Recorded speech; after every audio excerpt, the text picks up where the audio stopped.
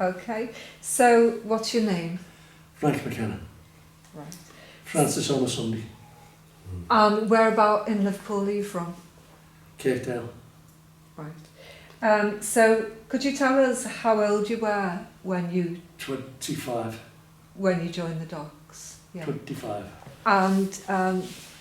And if you tell us, why did you want to join? I was doing a script job and my mate was down there and he said, come on the dock. So I said, oh, I don't know so much. So I said, come on, out Jimmy Blower. So that's how I ended up on the dock. Mm. Went down to Sefton House, that's where the National Acclaim Road was.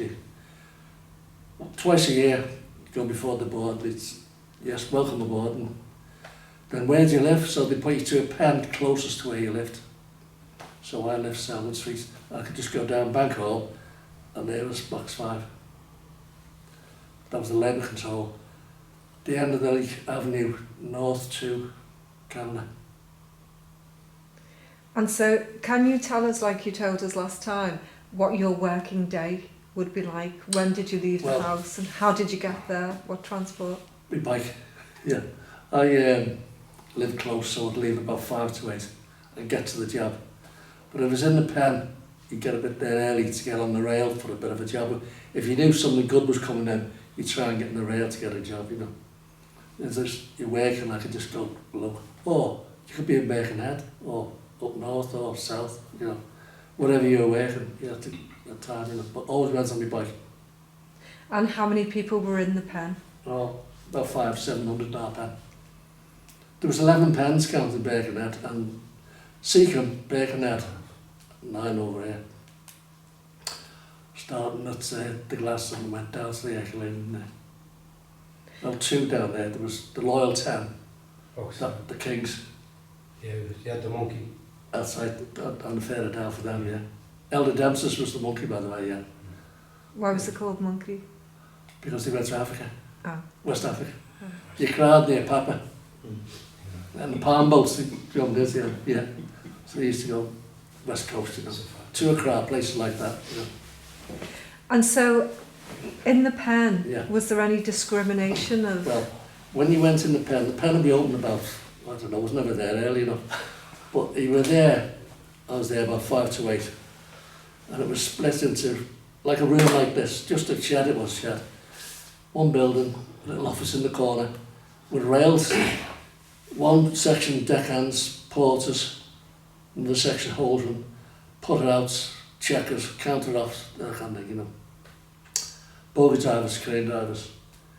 And when it's time to hire, the ship's boss would come in, order for the ship, or key boss, but delivery on.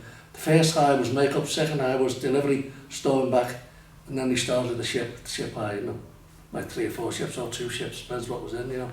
And the amount of men in the gang was dictated by the cargo on the quay, but you always had 8 men below, 8 men below.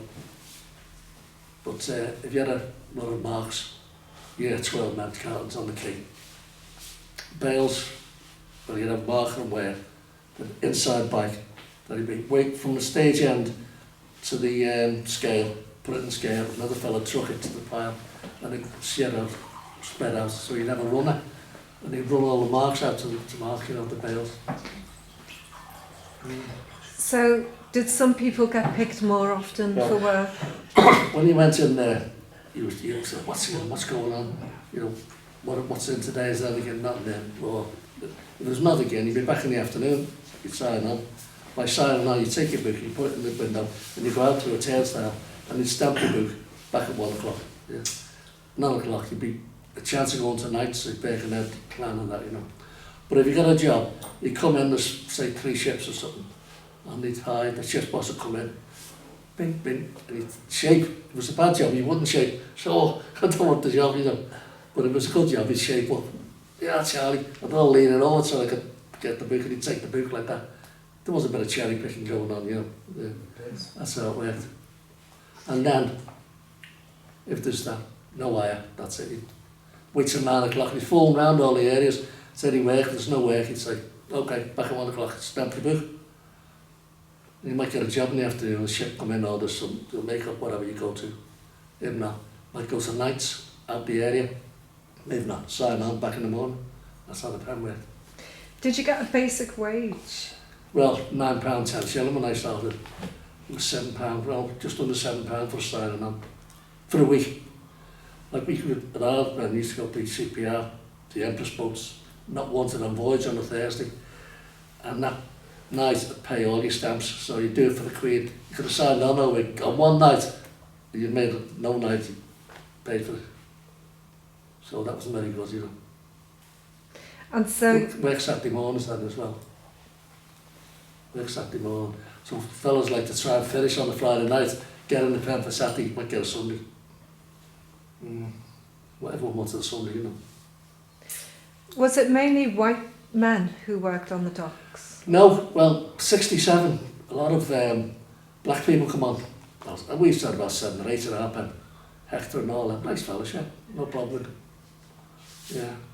And then others, like, you know, we had the Alpha Soldier. He was a Cypriot, Greek Cypriot. He wore an army coat, you know, cut down, he called him Alpha Soldier. That's how he got his nickname. Yeah. And when you first started on the docks, you just wore your normal clothes? Yeah, just wore what you wore. Yeah. Shoes and hose and whatever you had, you know. There's nothing like that, was there? No uniform. And then 67 when the scheme started, they put us in, you know, firms, you know, brought coats and boots and that. And what's the scheme?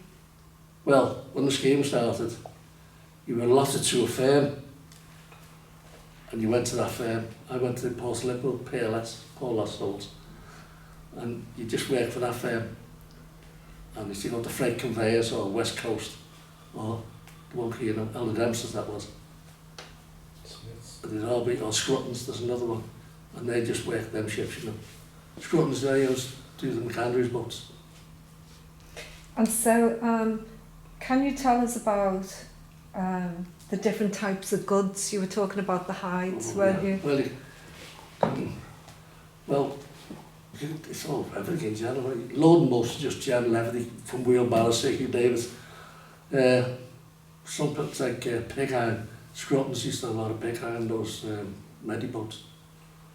Yeah, go down there, bales of rags even. Yeah. Good jobs, good, like Joe the Blows, Strickline. They used to go Middle East, and you get big steel, heavy lifts and all that. You can make a lot of good money on them. Used to start 5 o'clock in the second week, 7s, but you get good tonnage on it, because they were all big lifts, you know. The less you did, the more you got in the dock, because heavier the stuff, you know, big lifts. But you got handball, a lot of it handballing, like, you know, a big general. And every cargo at a different rate.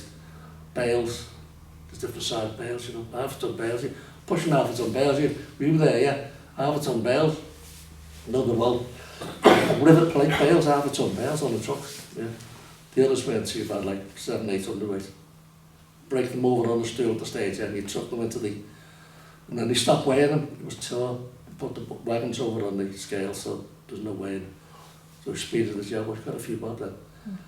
Pre-SNC, they used to go along with their tin or small bags like that, £50 bags, you know. And you put them on a board, check and say, sure, keep them to 20s, you know, so the checker just, he could go away, and the man at the stage end, he just garden gate them. So when he come back, he just tallied them up, you know. But copper as well, just bring a lot of copper in. Cigar copper, blister copper, oven doors, that kind of stuff, you know. And onions, and melons. PSNC. Yeah. And what about the hides when you were hides, yeah. Yeah, Holtz used to get a lot of hides come over. Bales of hides for them. Be all wrapped up, wet hides, and tied into bungles, yeah, bungle, but they were heavy. You could throw them into a net on the quay. Yeah. Barrels of pitch. Remember the pitch? Pitch, Harrison boats used to bring the pitch in. Barrels like that, and you roll them in, down below just roll them in into a net and roll them into the shed.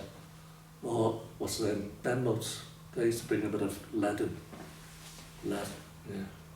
Wouldn't work in the rain, Ben boats, because they can't do their own insurance, so to cover, bit of rain, cover up, yeah. Far East, bring all the stuff, char and that. So when did containerisation happen? well, properly I suppose, after 67, 69, 68. And they built that new dock. When was the dock built? 71? Yeah, Yeah, 70, 71. The Green Around Hills that team, time. yeah. 72. Yeah. It's Well, not. we used to go, when the firms finished, we had another scheme then. We all got taken over by the men's dock and hammer board. So we got put into box 6, which was by the molasses tanks there, you know. That was originally the clearing house. Box 5 used to get the wages there. You had your paybook, you pull a slip out and you take it to the clearing house. Well, the page used to go from the McClark's to the clearing house with all your places you'd worked, because you could work 4 or 5 places in a week, you know. And the clearing house to send all the money there to get your wages, National Labour Board.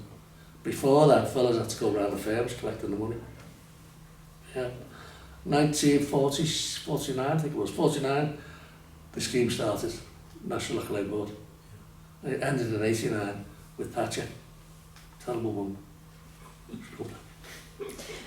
So with containerisation, was there a massive difference straight away? Well, the money first came out in 67 when they went to scheme. A couple £100 a week. Yeah, to take the money, you know. I was there, it was 15,000. Yeah, 15,000. And then after the 67 strike, it was 14,000. And they was like a lot of fellas left and went to Fords and all that, you know. Yellow place, yeah. And then the money came out, so they got a load of fellas off, a load of fellas went, you know. They were 60s then, they went. Yeah, a lot of fellas. See, that time they had 6'10" men. They wouldn't go in the afternoon. Injuries, fellas, old fellas and that. So they were always landing men. And they would call them 6'10" because they wouldn't. See, working Saturday, they were 6'10". We were 10 turns the rest of us, and 11 turns. They wouldn't go in the afternoon. Most, they all took the money. $3 million, all them people. They all got off. And then gradually after that, every year, every couple of years, was another load of money, money load. And the last of the money came out in 92. 92 was the last. After that, there was the strike and they all got finished. But there was a general strike in 51 and everyone got sacked then. Everyone got finished up and then got reinstated. Yeah. That was over a ship called the Dromore strike, famous on the dock. Yeah. And what was the problem with it? I forget what it was. Yeah. But there was always a strike on the dock. Ships going on strike, different ships. Didn't have big strikes all the dock. That's why they called Box 10 was loyal, wasn't it? They wouldn't come out till after, you know, work them on. I wasn't in there. I only come in Box 10 later on. Was you? Yeah. Harry Beddoes and all that crowd. Yeah. Yeah. I remember them, yeah. Box So you 10. had them up. I'm sorry to interject. That's all right. That's all right. It's probably general talk, isn't it? Yeah. No, you can't, you know, Yeah. it's-